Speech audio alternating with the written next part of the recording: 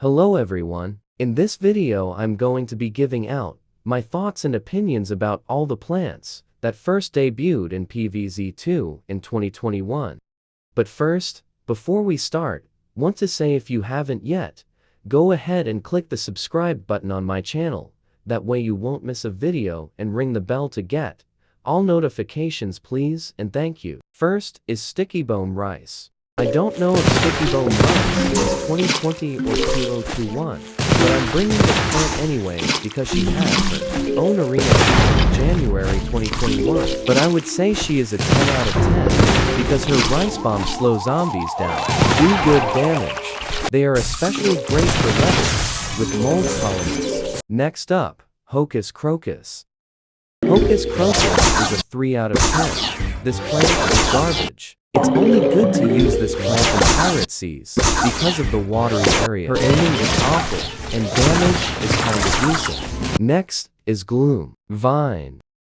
Gloom Vine is 5 out of 10 because he's a secondary version of Moonflower and Fat Bee, but he only powers up shadow plants that are inside of him. Compared to a Moonflower, she powers up shadow plants that are close to her, in other words, planted on the glowing tiles.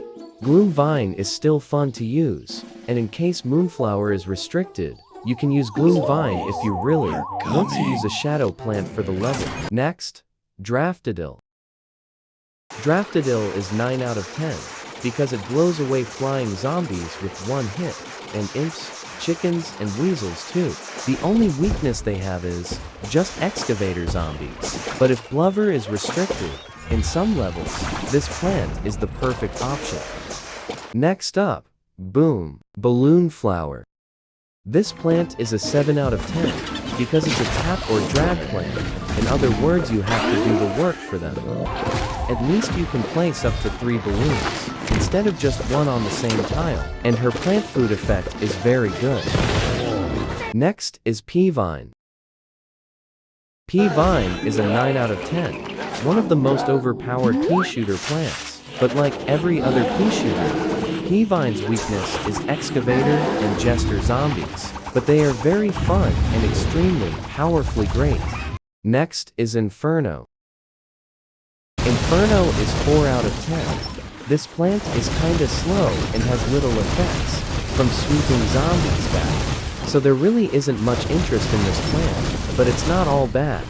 Next is Solar Sage. Solar Sage is 5 out of 10. This plant is alright, but I don't see how this can be good against tough zombies, but this plant is decently fun. Next is Power Vine. Power Vine is 8 out of 10. It's similar to electric currents, because with only one Power Vine, they only shoot just one bolt. But if they're connected to each other instead of separated, they are more powerful. This plant is still fun and great to play at. Next is Noctarine. Noctarine is 4 out of 10. An insta-use shadow plant, explodes and leaves clouds of gas that damage zombies that walk past them. And if shadow plants are in that area where Noctarine wants, they will be powered up. But why use this plant when we can use Moonflower or Gloom Vine? I'd honestly rather stick with Moonflower or Gloom Vine. Next is Heath Seeker. Heath Seeker is 9 out of 10. It literally targets any zombie that it sees with some massive damage. So I really like this plant because it's so powerful. I don't think it misses a single zombie and all it takes is just one hit. Last plant in this list is Iceweed. Iceweed is 8 out of 10 because he stops fire from torch burning zombies, but he can only destroy one rolling object instead of 3 like spike runs, and his plant food effect is just rolling an ice blade across the entire lane. These are the best plants from 2021. Let me know which plants you like from this video, and which ones you dislike or hate. Another video is coming soon, but this time, it's for 2022 plants. And one more thing, I might do a gameplay just for 2021 plants. Let me know what you all think, and I hope you enjoyed this video. See you next time.